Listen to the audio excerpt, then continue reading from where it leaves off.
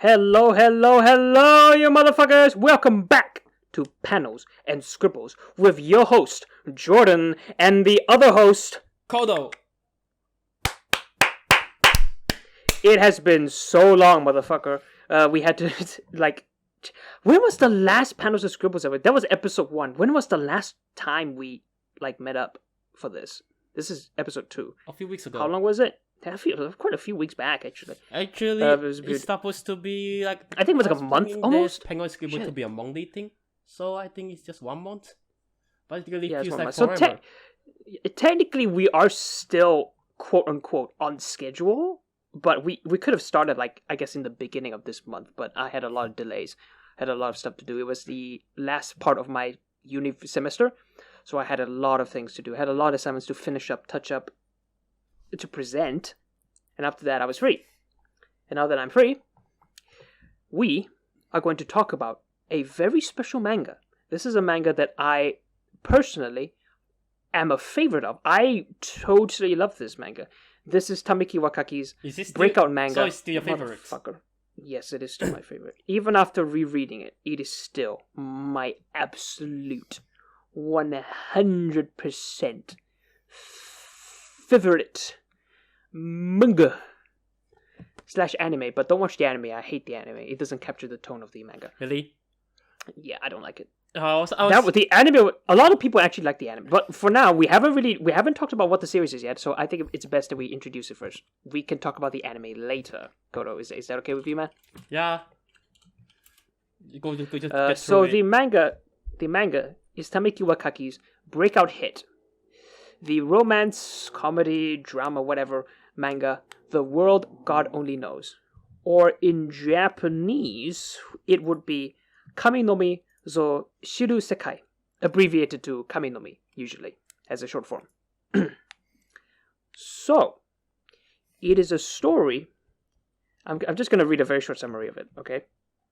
Are you fine with that? Yeah. There's a short summary just to tell people what it is about. It is a story of Keima Katsuragi, a second-year high school student who is an avid player of Gal games, which is video games that is basically about dating anime girls. If you are here and you don't know what is Gal gay, are you even? I don't want to say. I mean, Gal games aren't in a even podcast about manga, and you don't know what is Gal gay or eroge or visual novel. Very good. Yeah, I suppose. Gal games. And he is tasked by some miracle of luck by hell to woo girls, to basically romance real life 3D girls rather than 2D girls, to rid them of something known as a runaway spirit that is hiding within a gap in their hearts. It sounds fucking corny, doesn't it? Well, think about that. That is one of the weirdest. Here's my anecdotal story.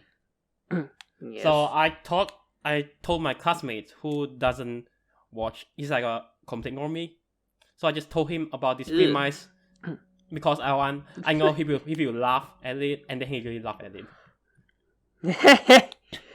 It's a preposterous premise at the very least. I can tell you that. Well, first of all, it has a guy who likes to play games, who doesn't give a shit about school, but for some reason is still fucking amazing at school stuff. Yeah. He suddenly gets a contract from hell, and hell is there going, I want you to kiss women. And he's there going, what the fuck? If you don't kiss women, you'll die. What? In the one shot, the servant, the hell messenger is a MILF, and in the serialized series, it's a immortal. Which is a very interesting change, I guess. There was a one-shot for this. I don't remember what the name is. It is a different name. Really? I thought it was the same name. Yeah, the prototype version. I'm reading this off Wikipedia. I'm using Wikipedia I think because the premise is largely unchanged. The premise is largely unchanged, except for what happens if he fails. Yeah. Rather than the spirit just continuing to live on and do bad shit, the entire city gets fucking razed by hell in 7 days. That one I remember. In 7 days, if the spirit is not captured, the entire city is just destroyed. Yeah. Which is pretty crazy. And then the girl, the server, the Alice is a MILF instead of immortal. Oof. Elsie Elsie. is a MILF. Yeah. Elsie is a MILF. but in the one in the original one The the world already knows. In the serialized one, yeah, sorry. I was trying to find my words. In the serialized one, Elsie is like, not Elsie. a MILF. As you said, she's an immortal. She's an immortal. Literally an immortal who likes fire truck for some reason. Who likes fire? No, fire trucks are the best part of the series. Have you seen how amazing fire trucks are? I understand why she loves it so much. Oh, fire trucks. Wow, I don't know See a why. fire truck. I don't know why. What's so cool about fire trucks? I don't know. It's just a running gag. Yeah, man. I thought it's a gag. Fire I thought trucks it's are just so a cool. gag. Fire I trucks just are so love cool. fire trucks. Trucks are so cool. So the series has, of course, our main character Keima Katsuragi, who is, of course, tasked with romancing the girls. There are multiple, I think like a dozen or something, or 2 dozens almost. I And know it in lasts the for big- 12 volumes. It lasts for 268 chapters. No, which I guess is 12 volumes. romancing the girls lasts for 12 volumes. Technically not. There is still a bit of romancing further on, like even at the last arc. There are technically 3 overarching arcs. The first arc is more or less a monster of the day story, meaning there's a new Monster girl. of the week. Monster of the week. Sorry, not monster of the day. That'd be pretty fucking crazy though. Monster of the week story. Sorry. So it's there's a new girl. He has to woo her. He does so successfully. The next part is another girl. And again he has to woo her again and again. Sometimes there's a bit of like a break where, we focus on his family life, or we focus on, I guess, relationships, or just daily antics, which is pretty fun. The second arc It's the best part! Yes! It's the the second best arc is the best part! Yeah! Should we even spoil it or anything? No, don't spoil spoil it it. here, don't spoil it here, Just don't spoil it right now, you just say when to recommend it or not. Yeah. The third arc is a bit mindfucky. It's a bit messy, actually. Or at the very least, it feels rushed in terms of the information you're being given out. But I still love the third arc. It is still a very interesting take on, the kind of things that it's trying to do. I find it fine. The ending is great. The comedy is great. The characters are actually very charming. I love all of the characters. Can't blame any one of them for anything. They're all great. I don't really know what else to say. I just love the series. I have no problems with it at all. Okay, and then so overall, you recommend this manga very much. It's perfect. I'm not gonna say I recommend it or not. The phrase "it's perfect" is enough for anyone. It's perfect. I can't say anything else. That's my final verdict. Okay, so my turn, whether I recommend this manga or not. Well, I think I recommend it. I mean, it depends. Okay, because let's see. So there's the two part.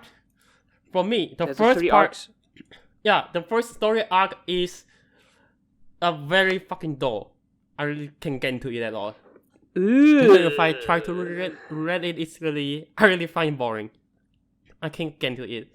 And it's like, and if I'm just reading this in my free time instead of for this podcast, I think I drop it like 3 characters in on the third goes. I think it's like before I finish the first volume, I already dropped this thing. No, the first goal was Ayumi. Before the third goal. Kind of. I don't remember. I actually don't remember. Yeah, the first few parts I remember reading. The first few parts were not very popular. Only until they get to the librarian that popularity for the series actually got up quite a bit. I see. I have to agree. The library one was where the series really starts rolling. But for me, it's the entire first part is really boring. Only the final girl that she has to, only her final target is there where my interest got up a bit. It's the only interesting one for me. The final target is the only interesting one to look at. And then that's for me. I really you like can't the see final target. you can't see me through the screen. We're not FaceTiming. Yeah? But I have this look of this look of disgust as I listen to you say, "Oh, I don't like the first song." I'm like, I told you that it's like probably going to piss off a lot of people. Because this thing looks like very popular manga. Like it's very high score on Mao. Yeah. I mean, I suppose if you're not really there for that kind of romance, it of course is not going to work for you. I mean, the second arc is very different compared to like. I mean, the second arc is very different compared to the first. Honest, I don't usually seek out this type of manga. There's also that factor to think about. Oh well. Yeah, but regardless, the first part is really dope, and it's 12 volume long, and 12 volume long, so I have to like suffer through 12 volume of things, and then, but since this thing has like 26 volume, and the 6 volume, I think that I thought that well, surely something good must happen at the end to make the Mao score to go to 8.6, and I was correct, kind of, or I think so, because second part, I really enjoy second part. I think second part is the best part of the series. Yes, the second part is the best part of the series. Yeah, I really enjoy the second part, and then afterwards, I remember I just finished it in one night, the second part, and then the second day I just finished the third part, and then the third part is also not as good as the second part, but it's certainly better than the first part. And then I mean, it is literally like a general consensus that the second part is the best. The third part is not as good, but it is more or less a hit or miss sort of thing. Yeah, and then the third part is, I find the third part is, well, a bit rushed in the end. Well, yeah, the it is ending a bit rushed. There are a lot of bit rush in the end. But I find the ending is very controversial. And there's a lot of things said about the ending. Is it because of who he ends up with? Because there is a conclusive ending. We will talk about that later in the spoiler discussion. Sure. So yeah, so after the second part and the third part, and I was thinking, well, if I like the second part and third part, but the first part is really boring, I don't know if I want to recommend this. Well, you have to think about, there's the first part, which is like 12 volumes to consider. If you can get through that, if you get through the first part, then yeah, you can get to the good part, which is the second part and third part. I'm not a believer of it gets good later. I think there are people who are like that. So, Starter recommended? Sort of? I don't know. That's what I think. Yeah, sure. I guess for you, it gets better later. For me, it was always good. Because I remember when I first read it, like, I was immediately just captured by the premise. Because for one thing, I love the characters. I love Keima as the main character. He is so much like... For me, I'm used to this kind of premise, because when you start watching anime or start reading manga, there's all kind of there's all kind of really wacky premise. Not the premise, the character. Keima is such an interestingly funny, funny concept of a character. He's almost like a Gary Stu, actually. He's perfect. Gary Stu? The only problem, of course, a Gary Stu, basically, it's like a Mary Sue, basically. But it's like for men. Gary Stu. So Gary Stu is like an equivalent to Mary Sue? Usually Gary Stu is used for like men. So it's the same as Mary Sue, but it's for men. Yes, but it's just a different term, basically. I see. It's just a different name. I see. It's a man's name, I guess. Yeah, he because noticeably, yeah, he is doing. He is pretty perfect, quote unquote. Although you do see a lot of him struggling, if only because he is perfect in his own world. He's not perfect in the real world, I guess. He can do a lot in the series. He does do a lot of acting, which for some reason always works. Everything technically goes according to his plan most of the time. Later on, it starts to like derail, which means I guess he has imperfections. And narratively, it makes sense because later on, everything gets a bit more high intensity. So of course he's gonna fuck up to add more intensity into the story. But in the beginning, he's a bit very perfect, I guess. He's just not very good at social interaction. That's it. Okay, so I think at this point we can go into the spoiler discussion. Yeah, so okay, let us start with this. Okay, first of all, final verdict. I recommend. Do you recommend? Sort of. Sure, sort of recommend. Okay, so anyone else who wants to continue might as well. Who cares? Go on, do it. For those who don't want to be spoiled, you can leave, and you can read the manga. So it is 268 chapters long. I don't know where you can get the manga, like legally.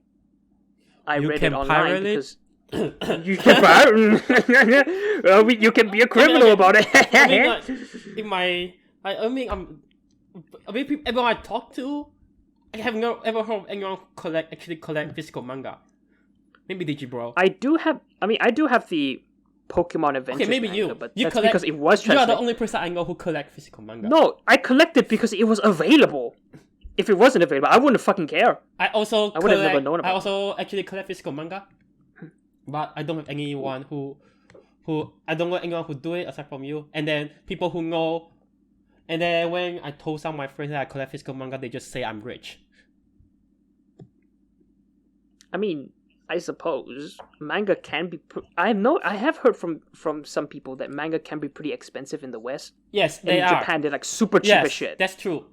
In well, like English translated manga is like $10, and then in Japan it's like $5, and Chinese translated manga is like also like $5. What, half off? Holy shit! So I don't buy English translated manga. That's pretty fucking. I usually buy I either buy Chinese translated or Japanese manga. I just learn the language, or I go and read the scans, which is pirate. Yeah, but like pirate is what makes manga big. Piracy. Although it isn't what makes manga rich. It makes manga slightly richer, I guess, but it's not what makes manga super rich. What do you mean by rich? I don't know. It does technically mean that people don't really need to buy manga, or at least certain manga, if they can get it online. Of course, if they want to like support the creators, they of course are gonna go find a way to buy it. Yeah, I'll try to buy. I'll try to buy. You try to, yeah. I'll try to buy the manga to support the creator. Yeah, but there's always a chance someone just doesn't give a shit. Like virtually everyone I talk to. I see. Wow. Yeah. Anyway, we can move on. We all don't give a shit. We can move on. Now it is the spoiler discussion. Yeah. We are gonna give you 5 seconds to get the fuck out. Seriously. 1, 2. 2. Shut the fuck up. 3, 4. 10. Fuck off. Okay, now we are going to go on to the spoiler discussion. Ding, ding, ding, ding. So where should we start first? I don't know. Okay, I don't know what to start. I just now. I go into more details on why I think first part is really dull, and then why I really like second part and why I was like third part. What is wrong with the first part in detail? What is a spoilery thing you could talk about in the first part that you may not like? In my notes, it says, "Well, he solved girls' problem by making them fall in love with you." Okay. So when I first read this manga, is I noticed their Keima's way of making girls fall in love with him is solve their real life problem. And that reminds me of two things. The first thing is that is not how girls fall in love. And second thing is it reminds me of Monogatari. Serious. So in Monogatari, in what sense? So you don't just make girls. So if girls in your life fall in love because you help them, well, I just said that's not how real people work. People don't just fall in love with you because you help them. You know, it's like a big problem. I suppose I don't know. I suppose you could give it a bit of a leeway because there is the idea that maybe, well, you could reason. I'm gonna reason. I'm gonna be a piece of shit and just pull something out of my ass and just argue without any facts or any evidence. I'm sorry. That maybe you could argue and say, oh, we could be excused because I guess they're all high school age characters. They're all still going through puberty, I guess. They're all rather how should I say it? Rather? Actually, I don't know what the hell I'm trying to say. You know, fuck it, let's ignore that. How about we could just say that maybe it is a manga that is very based off of Gal games. Well, yes, So- yes. I say I agree with that because like this kind of thing, like girls have problems and then a boy solve their problem and the girl falls in love with them. It's not just the world god only knows things. It's from my limited experience in harem. It's a harem thing. Like the girls have a problem and usually like the girls in the harem they fall in love with the main character. It's because the main character somehow helped solve their problem and they fall in love with him. And then that doesn't work for me. And then I'm not interested in that and I don't think real world doesn't really, especially like characters don't really work like that. The problem is this isn't really a real world sort of thing. There is always the idea that I think it never really goes that deep into the idea of the real. So I don't really get your point. It is not a real world thing. Girls don't just suddenly love you for this. But girls suddenly love you because you help them out on their problems. Girls don't do that in real life. Yeah, girls don't do that in real There life. is a lot more layers to fucking love than this. So I suppose there can be some people who are a bit fickle in the people they love, so they can very quickly, love other people. Well, sorry? Could you phrase it? I don't really get it. I'm trying to say not everyone is that adamant when it comes to love. Some people can be very fleeting in their love. They could just love people for no reason whatsoever.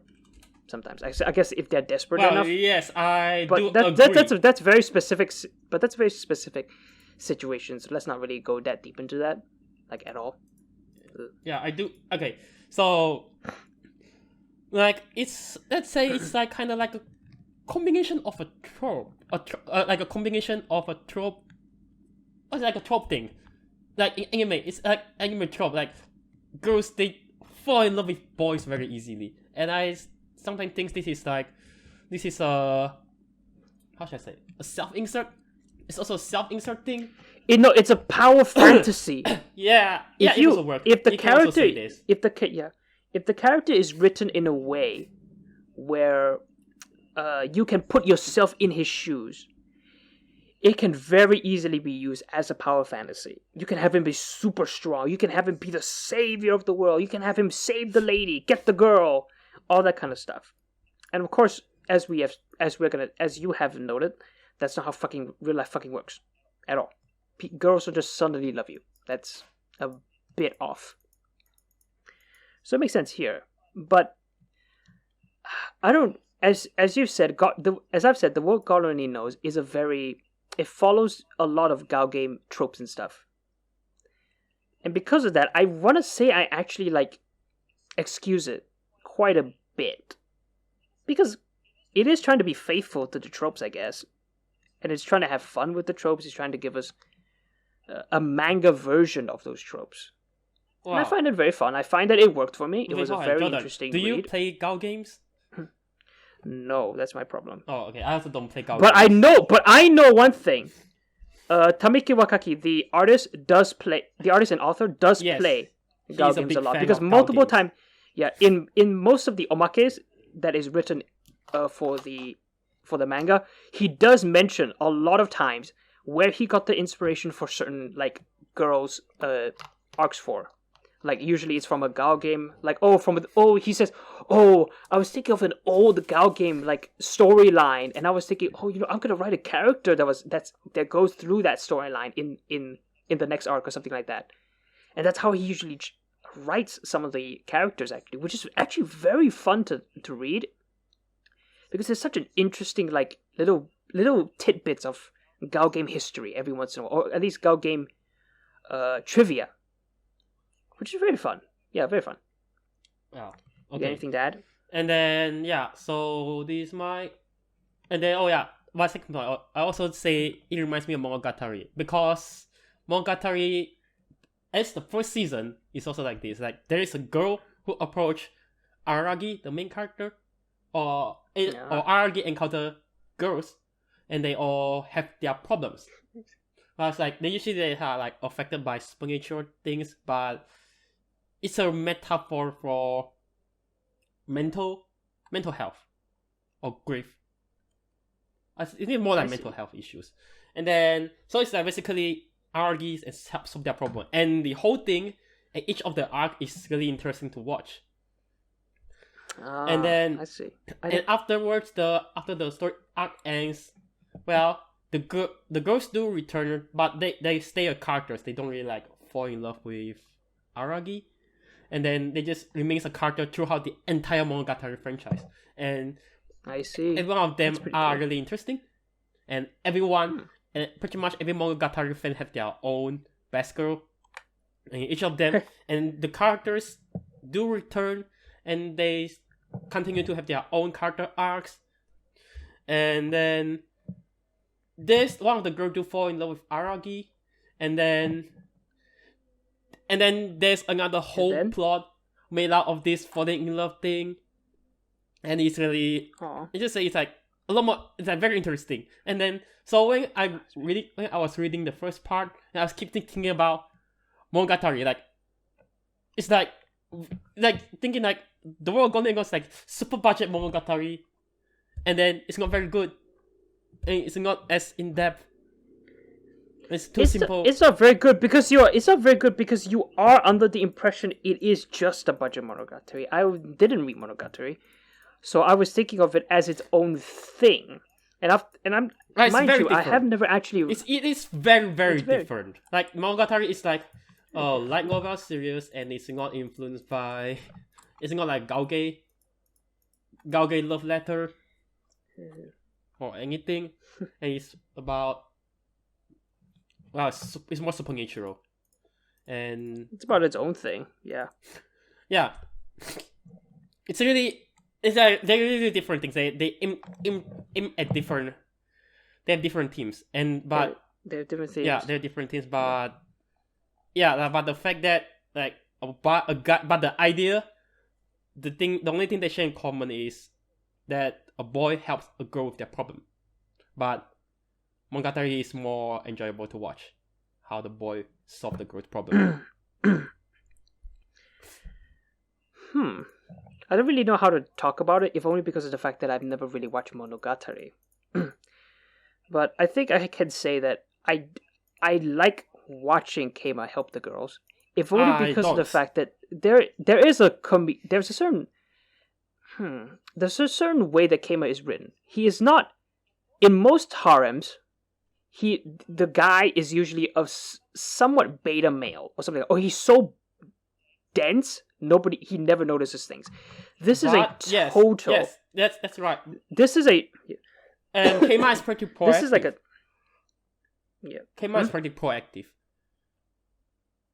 Keima is very proactive, if only because he doesn't actually care in a sense. Yeah, he's forced to. He doesn't really love the girls, so of course he's not going to have any. He's not going to be so emotional about it. But also, I have to say, even though the harem, like character in the main guy in the harem, even though they are very beta, but they somehow still will always help the girl, and they still always help the girl in the end.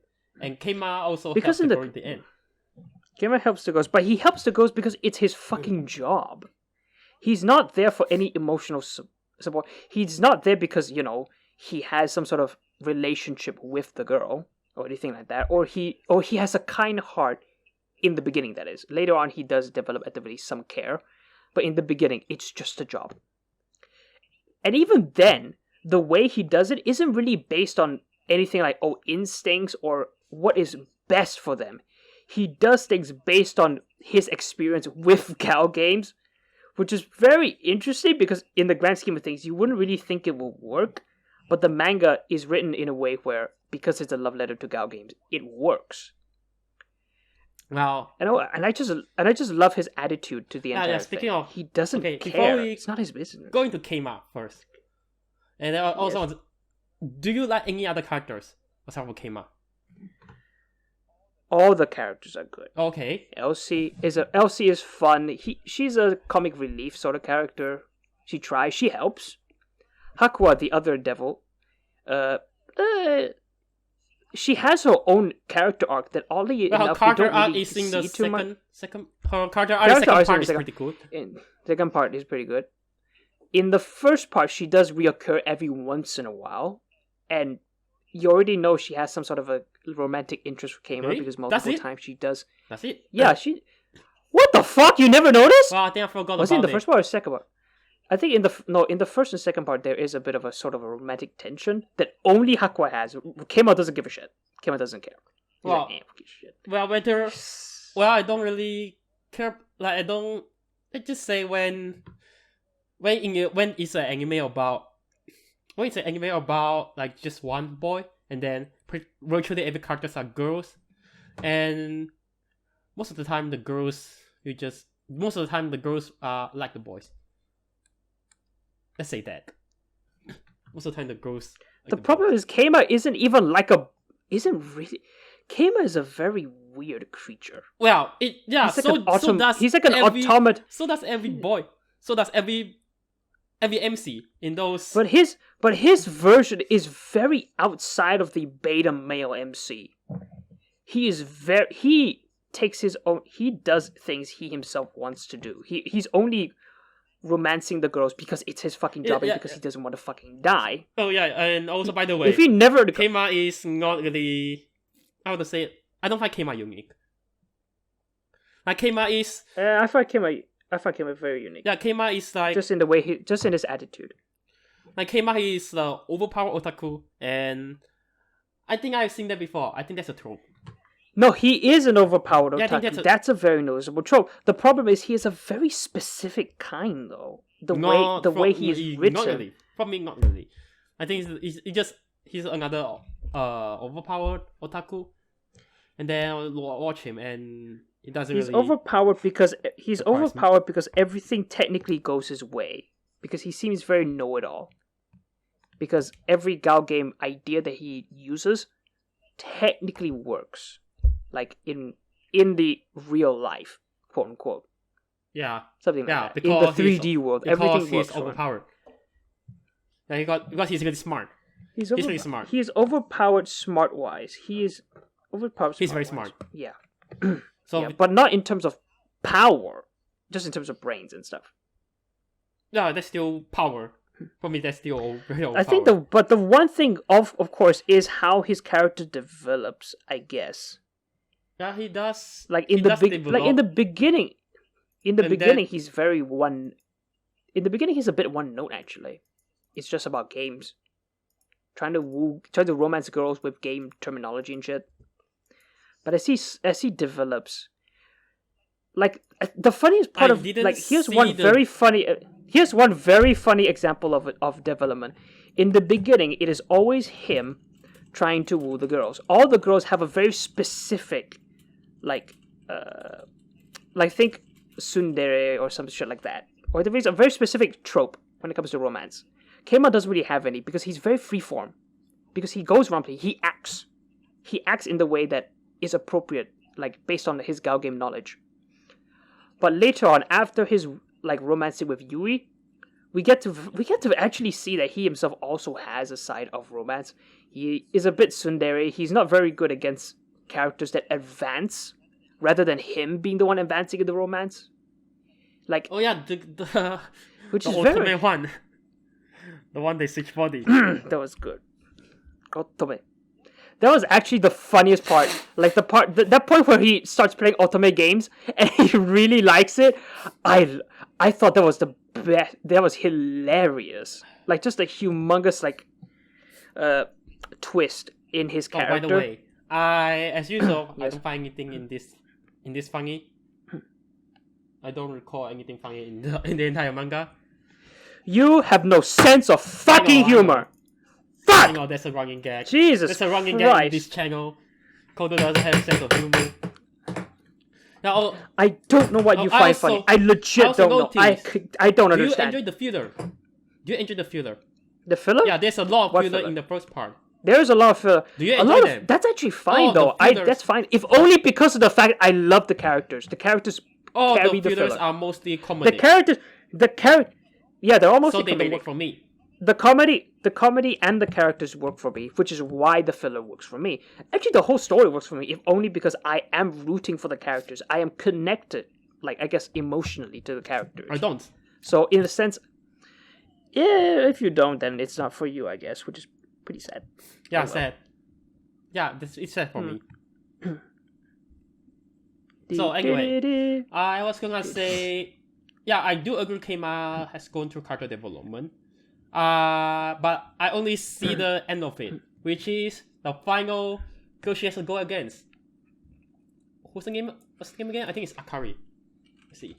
I think it's Akari, the small little girl, that scientist girl. Yeah, Akari. Oh, the scientist girl? That's the only target that I find interesting, because just solely because of their discussion between I think it's like perfect human. Like, Akari wants to make the perfect human. Akari wants to make the perfect human. Yeah, I want to make perfect human. And then Keima is like, no, you shouldn't. And then basically, and Keima is like trying to help her make this perfect human. And then in the meantime, they always have the discussion of what makes a human perfect. And just these questions. So it's a very philosophical. Yeah, it's like a philosophical question. Philosophical. And that one intrigued me. And then Keima, he's just influenced by all the girls he previously trying to capture their heart. Like, he has seen many kinds of girls, and then he starts to learn that maybe imperfect is alright. You shouldn't be trying to just aim for perfection. Just tell Akari that, well, she shouldn't try to aim for perfection and just make a perfect human. You know, it's fine to be with imperfect. And I think there's another. Interesting. I think there's another there's a lot of subtle progressions things when it comes to Keima. There's like him getting more. He cares about the characters more. How he gets to love the girl that he's gonna be with. But he does care about kind of stuff. all of the girls in the end. He does care about all the girls in the end. In the beginning, it's just a job thing. He's like, sure. She say he says that it's a game he enjoyed. The capturing the ghost is a lot of trouble, but it's a game that was he in enjoyed. that was in the very. I think in the last few chapters, he does say he was satisfied with the game. There is no other game he wants to play. He told Elsie about it. When in the beginning, he just says he doesn't care about real life. Like, no, he doesn't care about. Yeah, so by the end of it, he cares more about real life, and then tries to. And I think that tries to have a girlfriend. And I think the statement at the end, the part about where he's satisfied with the game, even though in the beginning he says life and games are different, is actually very indicative, because I believe that is why. That actually justifies why the third arc exists. Because think about it this way. Games and life are different because of some very basic ideas. Games are very linear usually. They have a beginning and an end. They have setup. They have plot. Life doesn't have that shit. Life is very freeform, but it's very chaotic as well.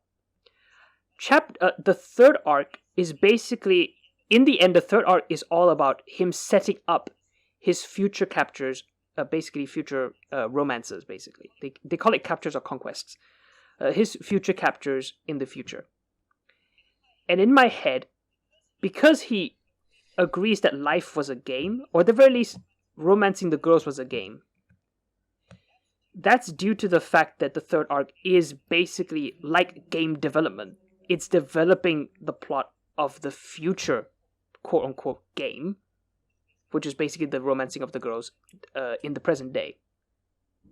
It's a pretty odd argument I'm saying right here, because it's basically me trying to make sense of it. That is. I think it can make sense if you try to think more about it and try to find more elaboration about it. Elaboration? Yeah, you have to elaborate more about it. I think more about it. Yeah, I mean, it's just basically the idea. The third arc is the setup for the first and second arc. The third arc is game development. The first and second arc are basically the game. But Keima at the time, during the first arc, does not recognize it as a game, which is why he still says, "Oh, real life is so shit. Oh, there's no save points, blah blah blah." Okay. But in the third arc, remember, he does technically have something like a save point. He goes back in time because if he fails something, because he did. through Yes, the power he of did. the orb, Did. he goes back in time. It's like a save state actually. So it again makes more sense that he could call the entirety of the third arc a game. Or you could say that the third arc was game development. It was planning for the game, and he's talking about the first and second arc when he says he's satisfied with the game. It's just me doing like interpretations and stuff. Ooh, that's actually that's interesting. I mean, for me, but then again, like for me, I find the third part too ridiculous. I find the part ridiculous, and because because all of a sudden they talk about time travel, and then the time travel, and then afterwards it becomes to lay all the things in the right place so the future can repeat exactly as he wants to, and it is a very the ideas become so ridiculous. It is a very mindfucky ending. It's not really. It's not mind for me. It's not mindfuck. But for me, it's just preposterous. It's a bit too much. Preposterous. It's ridiculous. It remind me of Simple Gear. Simple Gear is Simple Gear. very, very dumb, very ridiculous Mahou Shoujo. Simple Gear has. I remember Simple Gear has suplex a giant spaceship, and that's what I think. When I think of Keima is going to lay all the things in the right place, so the first and the second arc can repeat. That the Simple Gear the main character suplex a giant spaceship. That's what I think of it. It's that ridiculous for me. Way too ridiculous.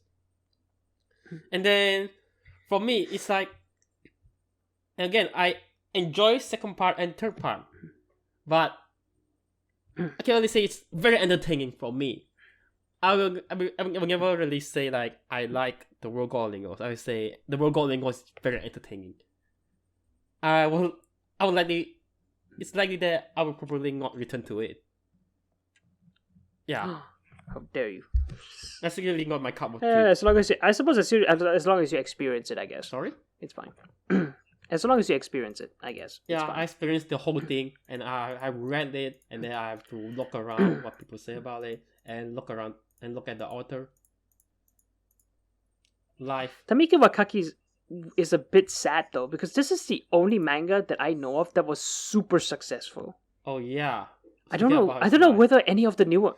Yeah, I don't know whether or not anything else he's drawn is actually. So you know about the author's still life. serialized. You know about the author's life. Just a bit. It's been a long time since I checked up on it.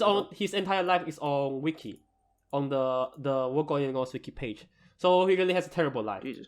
Basically, he on the age of 21, he got an award for his one shot, and then there are many expectations from him, thinking that he'll be the next generation manga legend or something.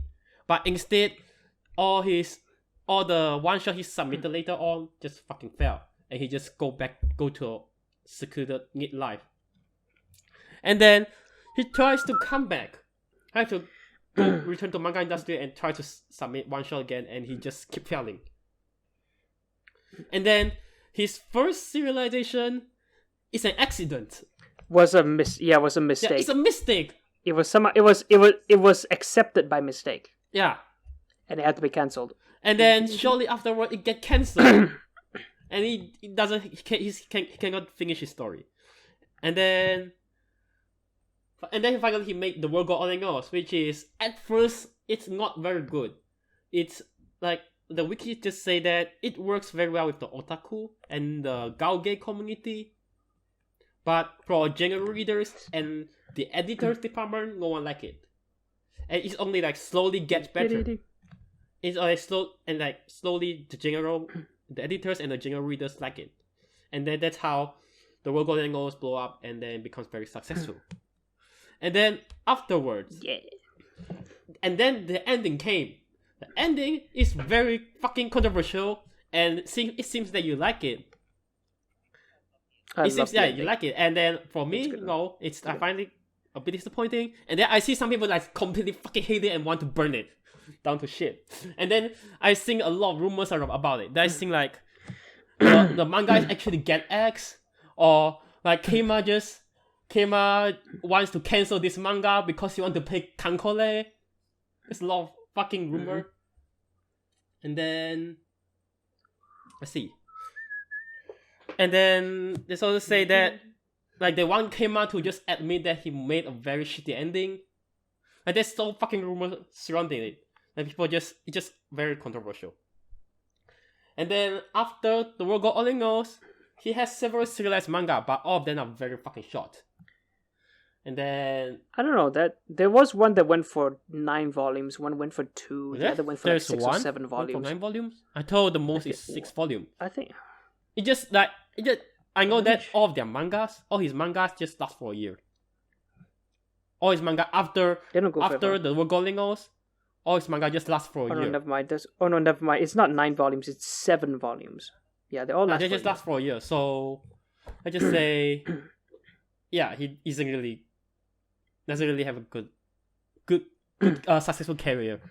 He just his setups have always been very, very interesting. The World Golden Knows setup is very weird. His first serialization, which was a mistake, had a very odd I guess premise as well. His next I've read it. I didn't read any of his stuff. I didn't read until the end though. Okay. He had a one shot that was very good. It was actually picked up. It was the one about baking. He had a serialization that one is baking after one. the World Golden Knows. That one also. That was the World Golden after the World Golden. Only last I read the one shot. The one shot was fucking great. I don't know why the premise was not continued in the serialization, because in the serialization it's just a different story altogether. The one shot was fucking amazing though. Like I remember rereading it multiple times in a day because it was such a weird premise. Like altogether, so out of this world. Basically, it's about baking, but for some reason, aliens invade the Earth, and the baker, which is like a girl, in like a very old bakery, for some reason finds out that cake is a fucking secret weapon of the aliens. Yeah. And she has to teach them how to bake. He has to what? She has to teach them how to bake cake. He has to what? Because she has to teach them how to bake cake because cake for some reason. It's like I think it's like a sort of an almost aphrodisiac sort of thing. It's not a very sexual like manga at all. But the alien is a very nice, cute little Shota character. But when he like eats the cake, he becomes this lean, handsome man. And I was like, what the fuck is happening with this manga? But I loved it so much. It had the Tamiki Wakaki like charm to it. But the serialization doesn't really have it that much. It's not really that funny, actually. I don't really like the serialization for the bakery one that much. There was another serialization called King of Idols. Yeah, that's like the trap. King of Idols. The idol is a trap. The idol trap. I read a few of it. It has his art style. It has his flair. I don't know why it didn't continue because I thought it was actually a pretty funny little series. Actually, I don't know how far it's been translated. I think it hasn't been picked up at all. It's only been like translated for like a few chapters. It has 6 volumes. So I know it has a lot more fucking chapters than this. It lasts a year. 2017 and 2018. I don't know whether or not it's been picked up by any translators to finish it or anything like that. But it's a bit sad. Tamiki Wakaki I love his art style. He actually can be very artistic in his paneling. See. In my opinion.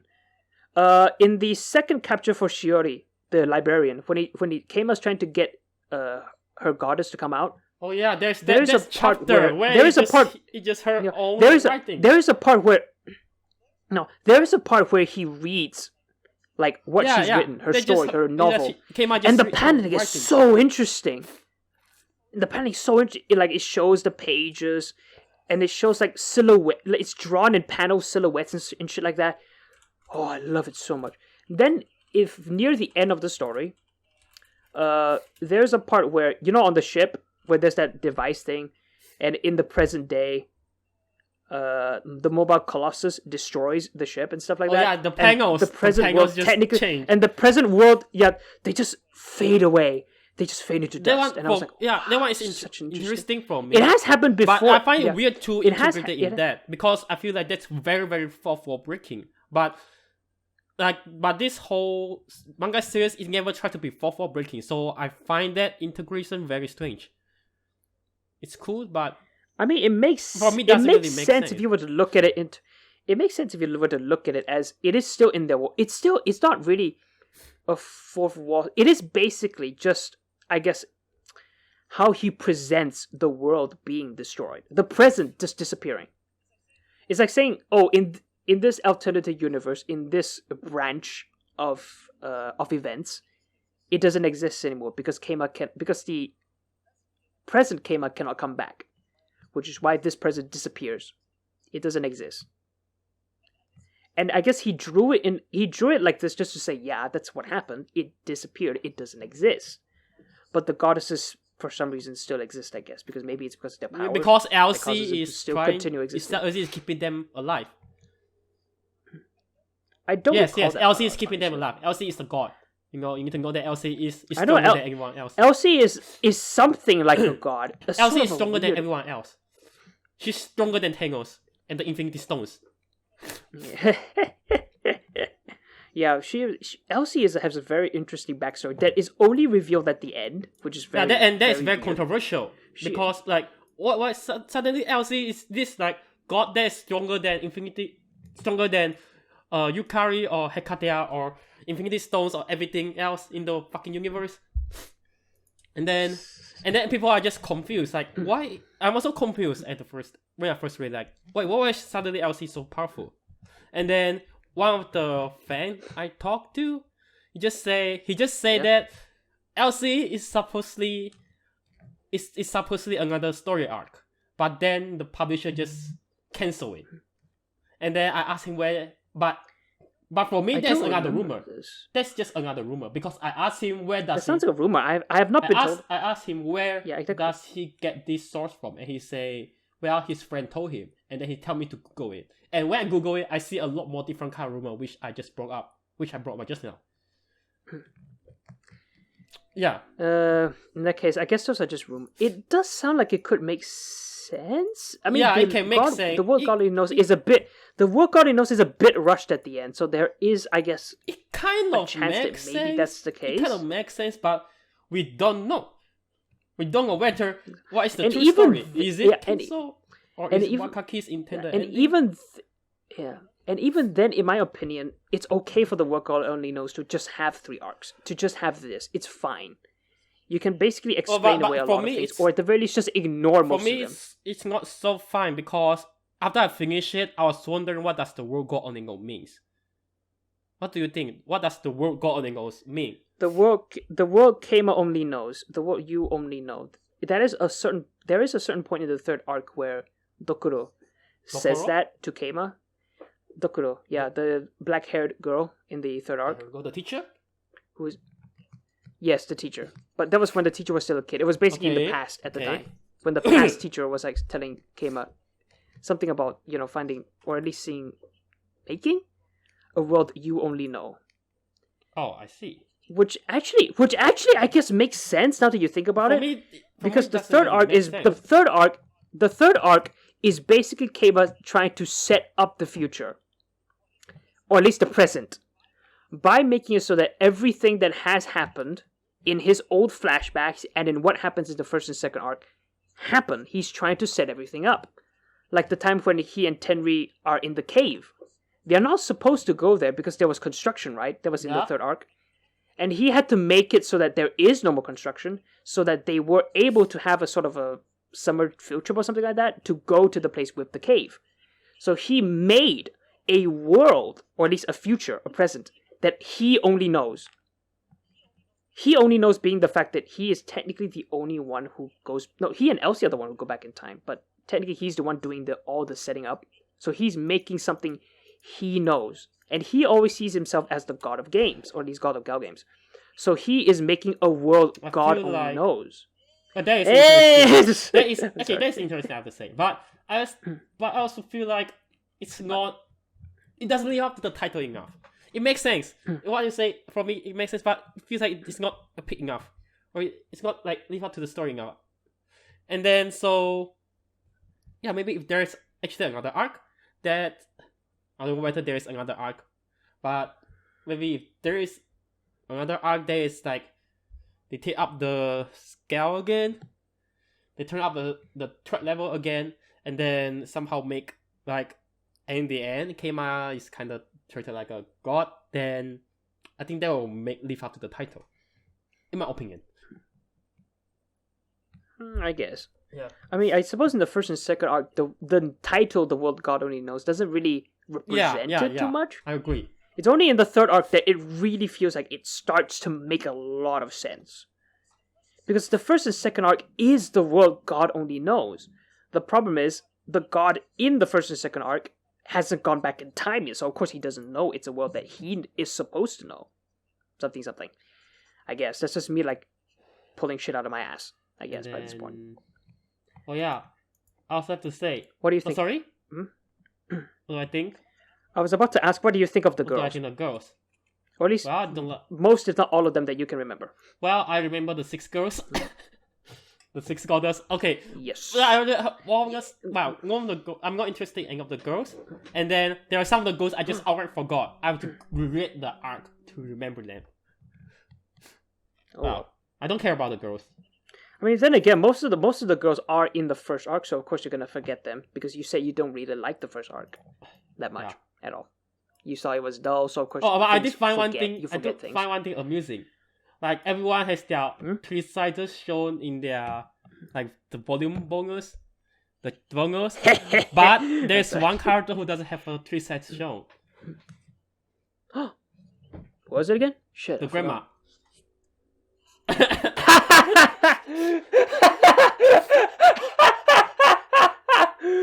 Oh, of course. Of course, the grandma doesn't have I find it amusing. It's so weird. Okay, and then I was gonna say, What? Keima is a self-insert. I can't deny that. Actually, he's a very interesting self, especially if you're like a gamer. I guess I self-inserted myself into it when I was reading it. When I say a long time self-insert, ago. I'm saying he's Wakaki's own self-insert. You mean that? Is he? Yes, because Keima plays a lot of Gal say. game, and then Wakaki also plays a lot of Gal game, and then Keima is so fucking powerful and so fucking smart, and that's like the ideal that everyone wants to be. So But it is the problem is, even if it's a self-insert, this is one of the most like entertaining self-inserts. Well, self-insert isn't necessarily bad. Really fault him for it. Isn't necessarily bad. It isn't necessarily bad. I'm not trying to make it sound like because it's self-insert, so it's bad. I'm not trying to say that. Just say, well, it's an observation I made. I noticed. It's a Keima is the author's self-insert, and then I see. Yeah. And then they're just self-insert. And then let's see what other things we haven't talked about. The ending. So what do you think about the ending?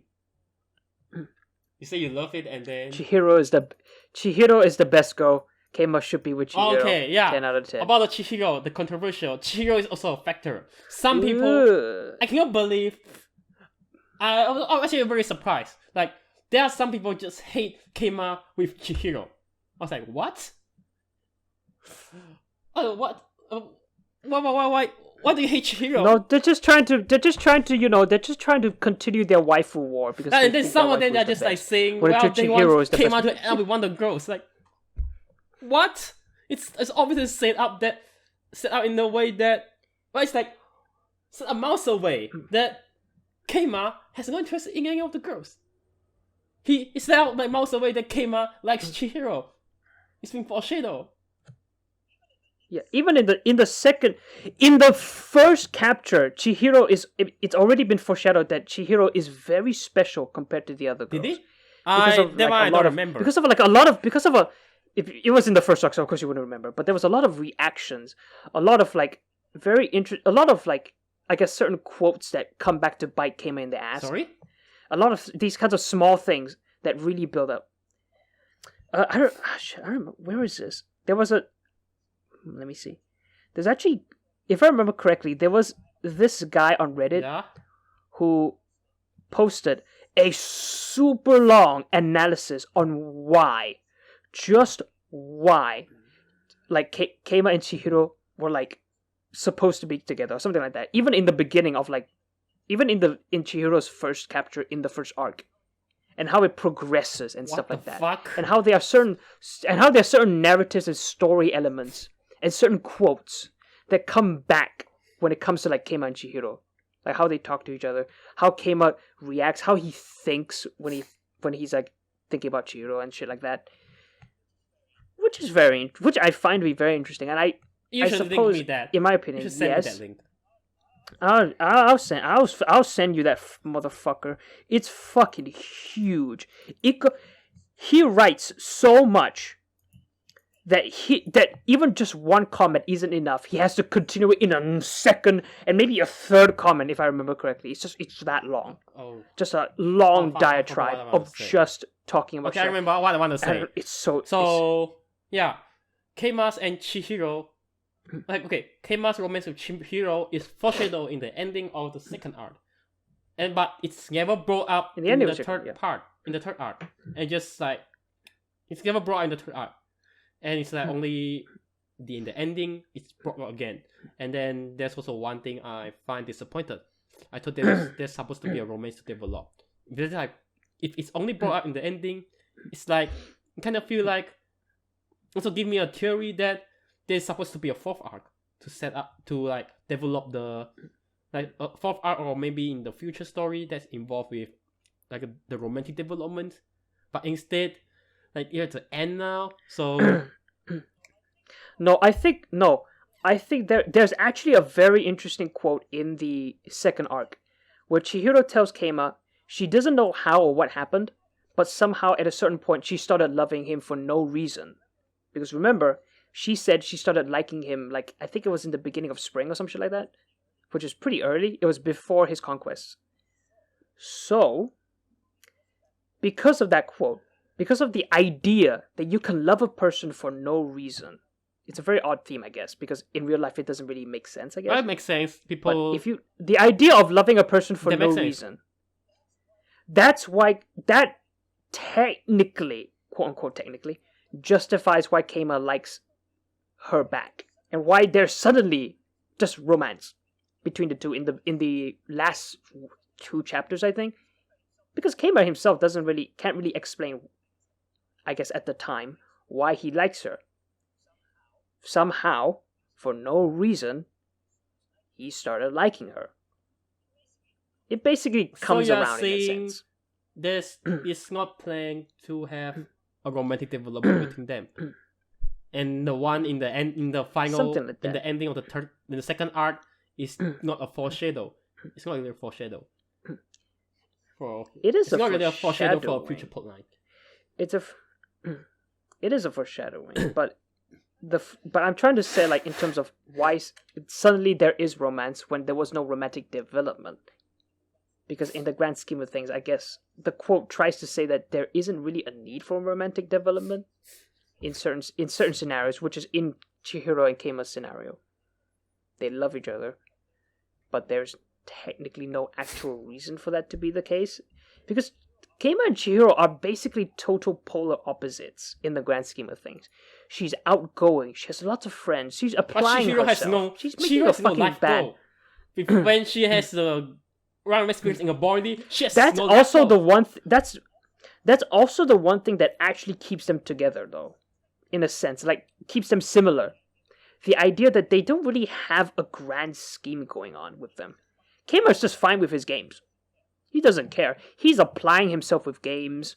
He's fine with his life. He's living the life he's fine with his life in games. But Chihiro herself doesn't really have anywhere to go. She has her friends. She has the band. Her life is fine, but in the grand scheme of things, there's a certain if I remember correctly, in the first arc, she doesn't really like the fact that nothing is really happening to her. She's not special at all. She's a very normal girl. Which is actually also another thing that I really like. Because think about it. All the goddesses, all the girls who have the goddesses, have a very specific trait of them. But Chihiro is the most normal of them all. Out. And Keima, she does not stand out. But Keima chooses her instead of all the others. And even then, remember this. Chihiro liked Keima not because Keima found a way to woo her, to romance her. Remember, all the girls with the goddesses still remember their first capture, so therefore they have been romanced by Keima. Wait first. But Chihiro didn't really need to be. Is that Keima's reason in the ending? I remember Keima told the teacher his reason for liking Chihiro, but I forgot the reason for it. No. I'm talking about it in the sense of not anyone's reason, but it's just basically the reason of why I find it great that Chihiro and Keima are together. Chihiro likes Keima not because Keima romanced her. Chihiro likes Keima because Chihiro just likes Keima. She did it on her own accord. She liked him because she did. She didn't really need Keima to romance her or anything. But all the other goddesses all had one thing that was in common. They were all romanced by Keima at a certain point. They all still retained the memory of that romance. And they all like him because they were romanced by him. Chihiro likes him just because. She likes him because it's her own choice to like him. Which I find very poetic, I guess, compared to the other girls. 6 girls who like him because he made them like him. That's a harem. And 1 girl who likes him because... Harem trope. It is like a harem, but Keima himself doesn't really care for it. He does say... He did say in the last chapter, I think. So it's kind of like friend zone. Yeah, so, no, he cut them off because he understood that if he did not choose a girl, the shit was gonna get fucking awkward because everyone's gonna be interested in him. And there is where the harem really begins. But if he chose one girl that was technically outside of the square, I guess, of the quote unquote harem, he basically breaks the idea that the harem technically exists because he picked someone else outside the harem, and of course the harem shouldn't really, interfere, I guess. Yeah. Okay. Keima and Chihiro are the best shit ever. Have I told you I have written 2 fanfics about the world already knows? I think I don't know. Yeah, I've not told you. They're basically crossovers. You told me you wrote a fanfic of the world God knows. You told me you wrote one fanfic. No, I wrote 2 actually. I don't know why I told you one. Okay. I wrote 2. And in both of them, I always make sure that this is after the main story.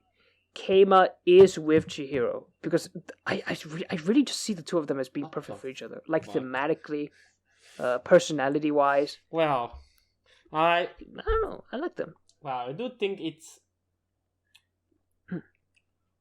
Well, I don't really care much about the characters, but I also do think that Chihiro.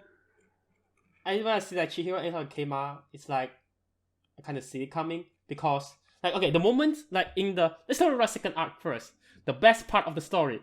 We haven't talked about that shit. The best part of the second arc. So the second arc is the best thing because it makes it just use all the things it set up in the first 12 boring volumes.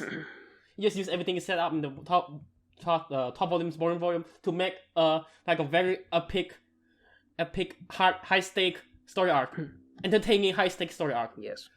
And it's very, very high stake, and then it's very high stake and very kind of dangerous, and it's kind of nervous, and keep me on the edge of my seat, and then read it, and then there's all coming in the final goddess capture. Who is she? I think is it Aya, that athlete girl. Ayumi. Yeah, and then coming in. Is Ayumi? Fuck! I need to search them. Google it. It should be Ayumi, right? Yes, Ayumi. It's the Ayumi. Yeah, sprinter. yeah. Ayumi. So it all culminates in the Ayumi capture, and that thing is fucking great. I feel like read the Ayumi capture. Well, yeah, I didn't read it, but it's alright. The second time, it's good. But I remember the first time I read it, it's like so fucking. It's so like I just it makes me want to keep it going, and it just lasts for so long. Yeah, the second arc is basically Tamiki Wakaki's like high. It is the best point of his writing because he knows what. Oh, I forgot. Because the progression feels so good. About it. There's that Aqua. Is it Aqua? You say she's Aqua. She also has a story arc that Hakwa. Haq. Yeah, Hakwa's Hakwa. character arc in the second story arc is also pretty cool. You know what I find so funny? The fact that there are supposed to be huge battles at the end of the arcs. You know, between Vintage and the Runaway Spirit Squad, or Satyr in the third arc. But for some reason, you don't see it. You just see very small glimpses, and they just skip it. Yeah, that's not because they are the main point. Tamiki Wakaki just doesn't give a shit. The main point of the story. That is true. They are not the main point. There is one point, I think, in like the second arc, or maybe the first arc. I mean, sorry, or the third arc, the second or third arc, where Keima says, "It is none of my business," even though he literally just recounted moments ago, pages ago, just the last page ago, where he recounts all of the big things that is going to happen. Oh yeah, that's in the second arc. Oh, Vintage is doing this. All the Wastes are doing that, but it's none of my business. Before she's going to capture Ayumi, and then they go into the cave. Yeah, and that is just so interesting though, because it does make sense that it's none of his business. No one is gonna, because by this point, if you are at the second arc, you are there either for the romance or for the characters. You're not there for the battles, so the battles are just skipped. You don't care. Which is why it's a bit hard to write about New Hell, because New Hell's bureaucracy and shit is not really focused on at all. So it's like a gray zone in the world, in the lore of the world. Well, I find Hakwa's character interesting, and that one has a setting in the New Hell. It's in the New Hell. You remember, right? It's New Hell. Like she's in the New Hell and she's captured and stuff, and then she doesn't know who. But then she's released. Yeah. Yeah. It could have been its own spin-off, really. Like New Hell stuff could have been its own spin-off. I would not be surprised. There's a lot of stuff in New Hell. Spin-off. Have you read that? I didn't. Yes, I have read them. Just a bit. It's okay. Is it canon? I have. Is it actually canon? What? I think it's canon. Is it canon? It's not canon. It's not canon. It's like a total alternate universe stuff. Like Keima doesn't exist. It's just another guy. Like I guess some of the girl. I don't remember who was the. Shit, who was the girl who was? Oh, I forgot. Fuck. I don't remember who was the main character. It was one of the girls. I forgot who it was. It's not the only main character. Oh no, I think it was. Is the idol. Yeah, it was Kanon. That's the main character. The idol is the main character. The idol. Yeah, the Kanon should be the. Yeah. I don't remember anything else because I read it very early in its fan translations, and after that I dropped it because I guess I wasn't interested in following it at the time. I could go check it out later. Did you know The World Colony Knows has a light novel? Yes. No. Yes. I stumbled upon it in the wiki. I don't know whether or not it might be canon actually. I don't know. It's not really mentioned in the manga, if I remember correctly. But the stories are fine. They're actually pretty good, actually. I do remember reading the light novel a long time ago, and I was pretty impressed by it. What are they about? If only because all of... What are they about? It's just more of the first arc. It is not your thing. It is not your thing. Don't read it. Yeah. But for me, I was fine because I liked the first part. So if you have read The World Colony Knows, and you like the first part, and you have not read the light novels are fine. They're a very nice little addition of like new girls and stuff. that are not in the manga. It's fun. Woohoo. Yeah. Yeah. What else am I supposed to water. say? I don't have any more water, and I am already getting a bit thirsty. Okay, I see. Because wow, I'm I dying. also don't have anything more to say. I feel like there's something that we missed, but we just jump around so much. There's just so much to talk about. It's a 268 fucking chapter series. I'm saying we with jump around. Lots of characters. We jump around so fucking much. We should do like going for progression. Like we should just start with first part and then go to I think third part. Dude, because this shit isn't fucking scripted. We couldn't care less about scripting this shit. Oh, that was to up to be a script. It's like a podcast. Yeah, there isn't a script at all. But I didn't expect it to be. But there is a sort of a progression in knowing what we're talking. Yeah. Okay. Who's your best girl? No, I don't have a best girl. I already say I don't care anything about any of the girls. You. What the fuck is wrong with you? Who's your best girl? Do you have a best girl? Okay. I have a best. You do have it. Who? Shit, I don't remember. The biggest problem is I don't remember her fucking name, which is so fucking bad for my image. Name or face. I don't. I know. I remember her face. It was the swimmer. It was the big eye. She has the big eye. She has hair. She has a the face of a girl. She has a body and hands. Her personality. She was the swimmer. She only appears in like the first arc. I don't remember the swimmer. Name. And she is, and I love her arc. It's though. like her it's arc such is an interesting though. Like it's all from her own perspective. I forget what it's about. It's all from her own perspective. She is basically like, I guess, a school level lower than Keima. I don't remember. Keima was high school. What was below that? Shit, I don't remember. It's not primary school or anything. No. But it was like such a story arc. It's so adorable. She's so adorable. Yeah, but she's so adorable. Fuck. I forgot what it's like about. Just her first. It was her first love. She wants to go swimming, but in that year she wasn't in the swimming. What was it? The swimming team meetup or something like that. She's not like in the team or anything like that. So she's sad. Oh no. Summer was over before it began for me. Or that stuff like that. She's a bit sad about what's happening in the present. And Keima's there to tell her, no, there's more in the future or some shit like that. Oh, she's adorable. Oh, there's something I want to say again. I forgot about this. Fuck. You motherfucker. Oh, okay, I remember now. What do you keep forgetting? Now. So, do you think that the second part and the third part is something that Wakaki think up in the process of drawing the manga? In the process of during the serialization. You mean like he had no plan or something like that? Like he never came up with that when he started the serialization. He only came up with the second part and the third part during the serialization. I remember there was one omake that did say that he was writing a character, but then at a certain point he just started like derailing from it or something like that because maybe he thought of a better idea during the writing or drawing process. I don't remember which character it was though, but I think if that was the case, it might also mean that either he was making it up as he went, or he did have a lot of plans, but he just fixed them up. What are you trying to say? Like he was making up second part as a goaler.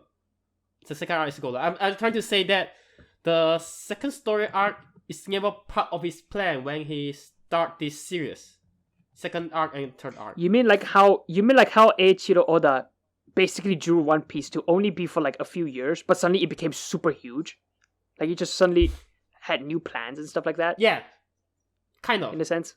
Like it was originally... I don't really know actually. About just girls. It's just about him capturing girls. It was originally Girls of the Week. And then it becomes... And then suddenly like Wakaki has plans and then he made He draws second story arc and the third story arc. I don't really know, actually. I don't know whether that's the case. I would like to...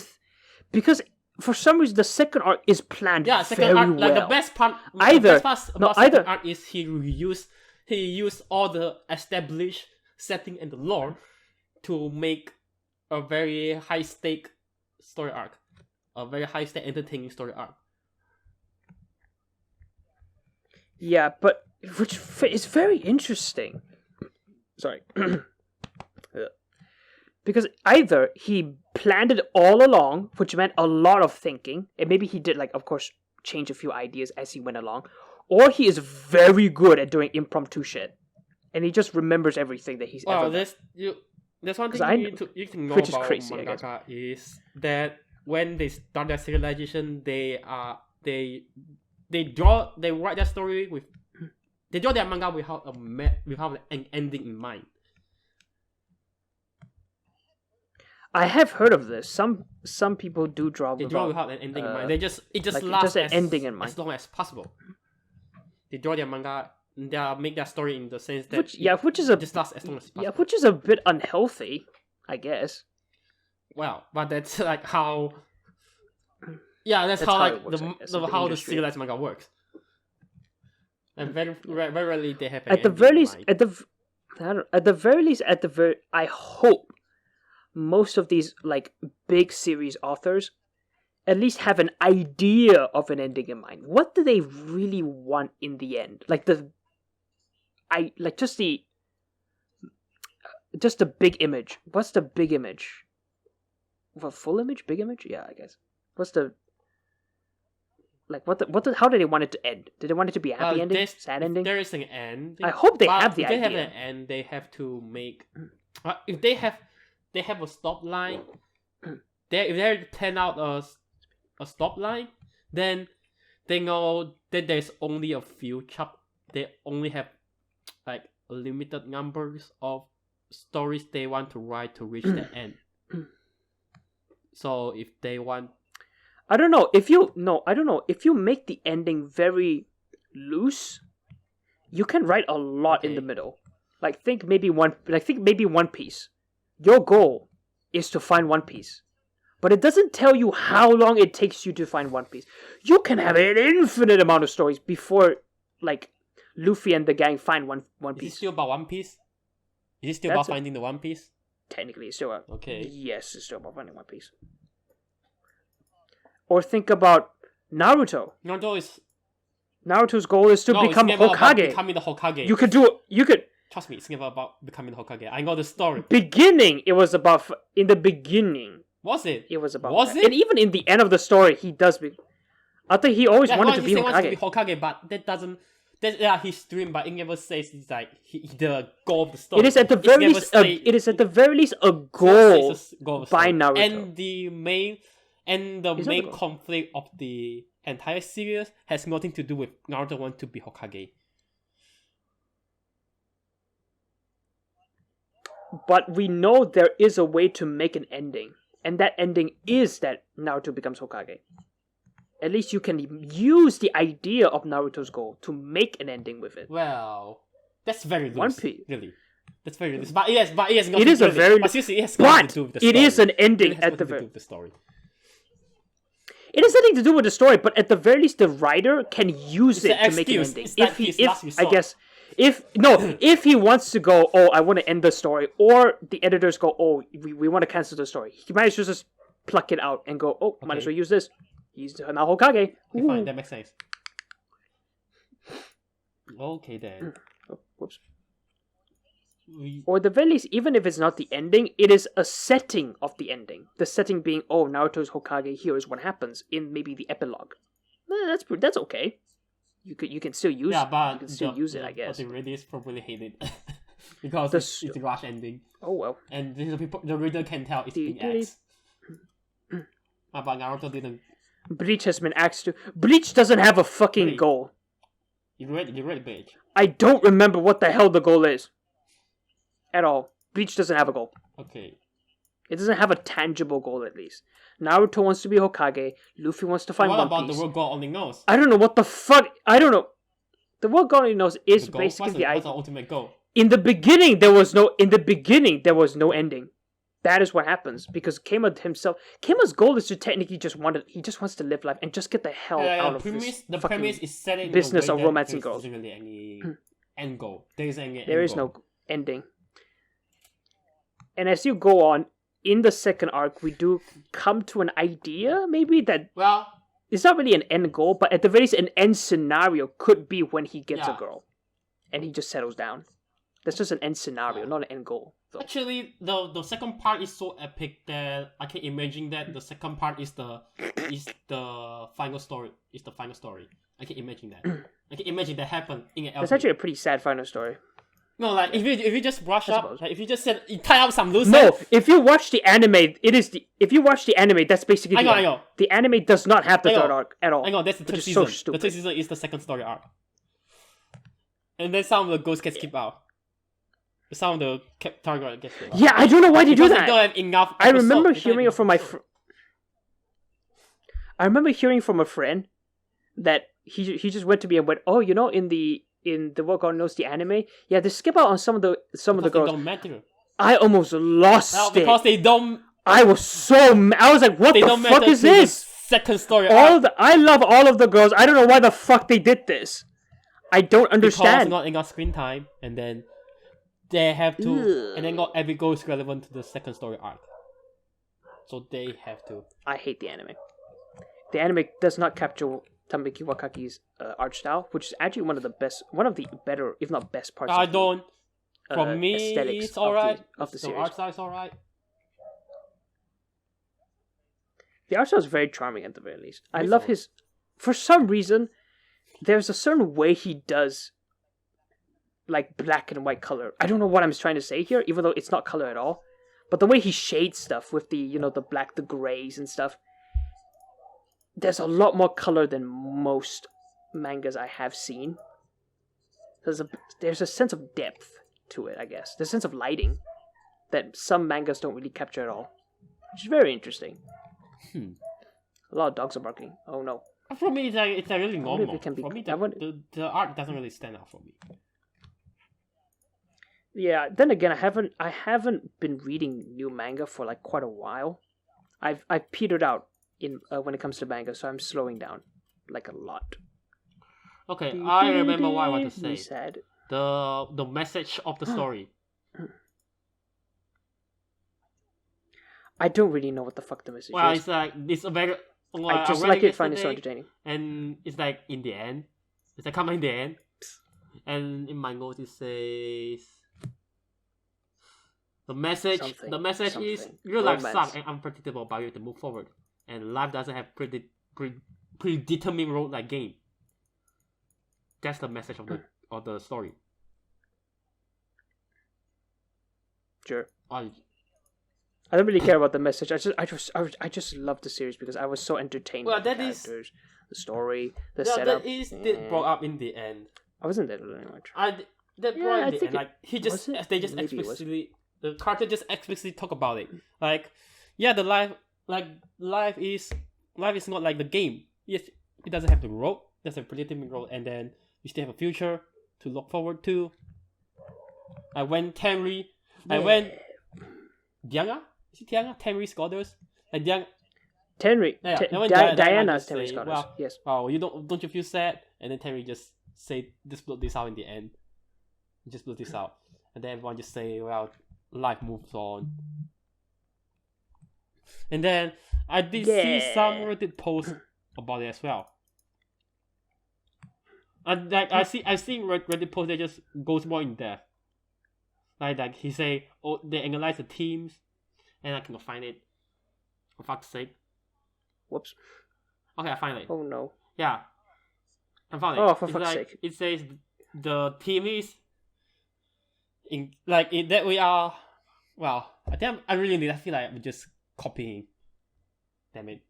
And like the first major overriding theme is that we are all players in this game. In life, none of us are NPCs living in the background scenes of schools. And then there's a lot to say. And then the second major theme is that this game isn't a single player game. This one I didn't notice it. This game isn't a single player game. You need other people. This also ties very closely with the first one. Like Kema shows incredible awareness of the fact that he has a very specific role. And then his role is the fact that he's wooing girls because he has a job. And then he says himself he's not going to be fighting all vintage, and he goes to bringing Kusunoki to help Hingoki. I don't know. I forgot who these characters are. That was the... Was it karate? Martial arts, at least. The martial arts girl and her sister. Oh, that's story arc. And then... Yeet. Oh, this one is what you mentioned just now. The manga reflects this visually by leaving certain things as manga background compared to what Keima is doing, which is when the Runaway Spirit Squad and the Vintage are fighting. I mean, I suppose that makes sense. He does get help from people, I guess. So he's not always doing things himself. Now skip over, and then the third major team. This leads to the second form of this, refusing to let others help. His strong control over the events means that he blames all failures on himself. He completely misjudged what Chihiro's gap in her heart was. When Kangon is stabbed in his first reaction, his first reaction is to blame himself. You think he should have realized Chihiro doesn't have a goddess? No. Sad face. And then let's get to the final sentence. He needs to cooperate and trust others to be able to act themselves. Okay, that's the end. I think I'll link this. I'll link this post. Oh, yeah, you might as well link it. I would like to read this stuff. This stuff I must read. Maybe shall we put in down in the description below? Let's just put a lot of stuff in the description about how people, just for people to understand. Like, just, I suppose, the depth of how you can interpret certain things in the book. Yeah, some people can really go very in depth on stuff. It is a sort of a very interesting, like, romance story, I guess. So I guess it would make sense. Romance story. I wouldn't really say it's a romance story. It's really weird. It is. It's like capturing the heart of the girls to save. It's like capturing the heart of the girl to basically save the world. It's like trying to save the world. It's a very artificial romance, I guess. It's not real, like, love romance, because only one party technically loves the other, and that's because the other is literally just trying to make the other party love them. So it's very one-sided. I want to say it's a job. Yeah, I want to say it's a romance. It's not real series. romance. And there's a harem, but it's a harem series. I say it's a harem series, but yeah, it's harem. Harem is a harem series, but definitely part of the genre. But I want to say it's a romance. It's definitely part of the genre.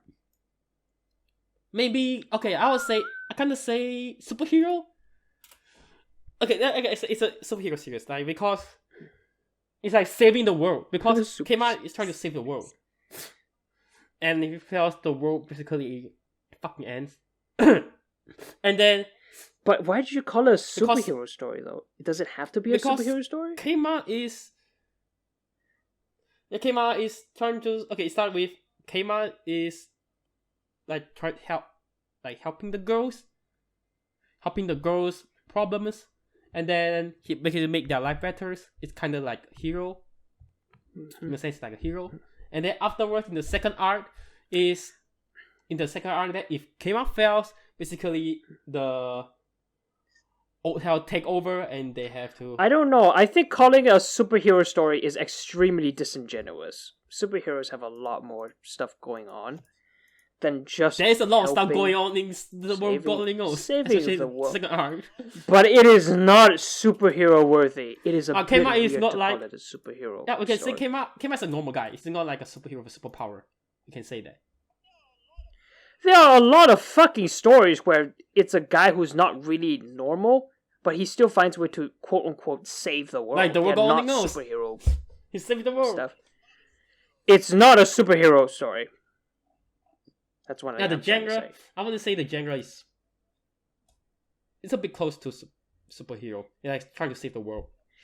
People are gonna. Yeah, this is where people are gonna lose. You're gonna lose people. This is where you're gonna lose people. Because this is a very odd argument. I don't really understand it. Let's see. And even then, it's called superhero. Super. They have powers. Keima technically doesn't really have any powers. He's just super smart, but that doesn't mean he has. He doesn't have super power. Or even his gadgets. He doesn't save. He doesn't save the world like there's a villain, there's a super villain, and then he has to beat up the villain and save the day. It's not like that. But it's like he's a superhero in the sense that, well, he still saves the day. It's like he still saves the day, and because you see, like, because I come into this. There are with a the lot of mindset, stories where people like, save the day. It's not a superhero story. and then there's world-threatening, and also the fact there's a world-threatening event. Okay, so I come to this with the mindset that, well, there are some people who say that battle shoguns are superhero stories. This isn't really a battle shonen, though. This is a shogun story. It's not I a know. battle shonen. But I'm saying there's some people, like, if you try to, like, I'm trying to use, how to explain, using the term superhero loosely. I don't just refer to Marvel. When I say superhero, I don't just refer to the Western shit, Western Marvel, the Western by Marvel and DC superheroes. Like, sometimes I think. But then wouldn't this just be a hero story? Just a hero story. Yeah, you can say that. Here's a hero story. Then Marvel and DC's, they are also hero stories. But I'm used to saying superheroes.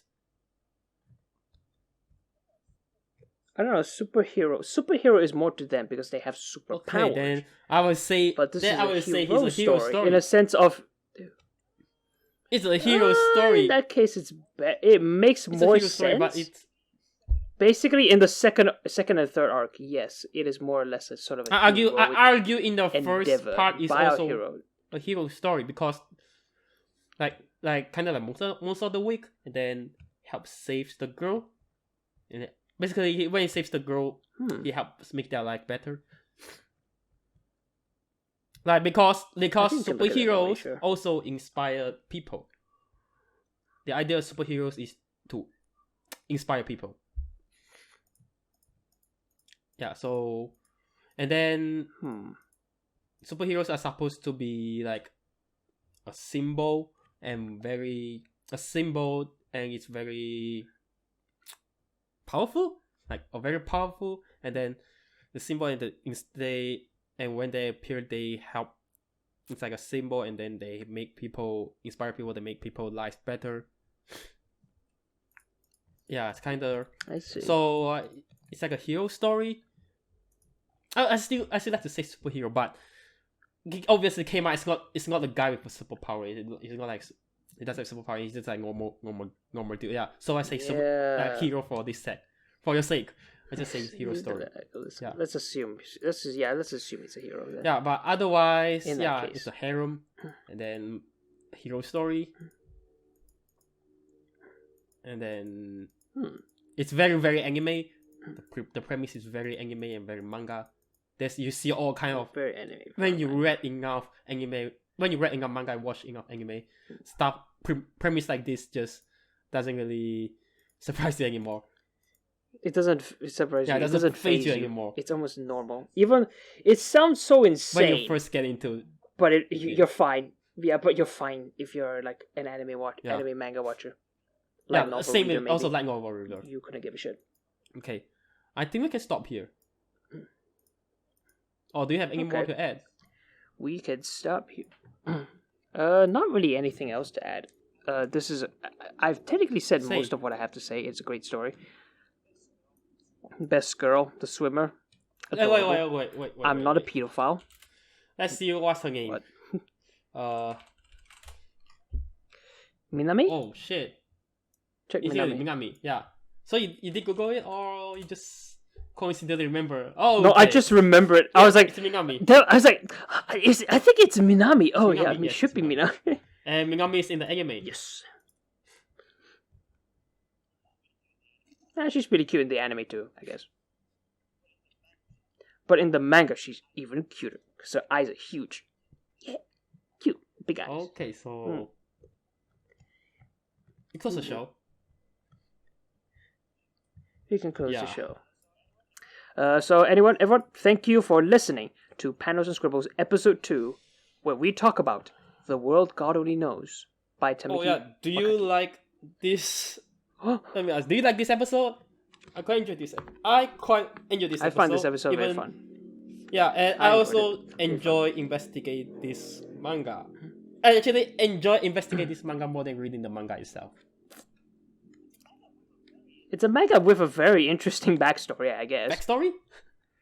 But in terms of like the guy who made it, Tamaki Wakaki, his own backstory and stuff, it's pretty out there. Yeah, so I in the end, yeah, I enjoy this episode actually. I enjoy working on it, and then I enjoy talking about it. Yeah, and then we can end here. That's pretty cool. Yep, let's end Goodbye. here. So guys, again, thank you guys for listening. Goodbye. Goodbye. See you next time.